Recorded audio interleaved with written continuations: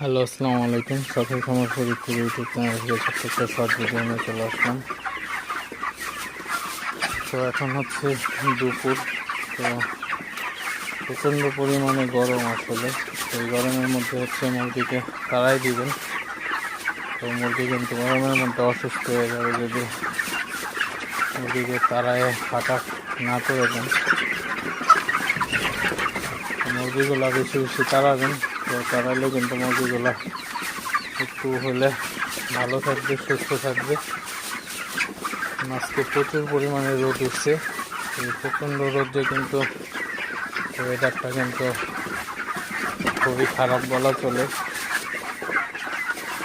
তো এই গরমে হচ্ছে মুরগিকে তাড়াবেন, তাড়ায় মুরগিকে ফাঁকা করে দিবেন।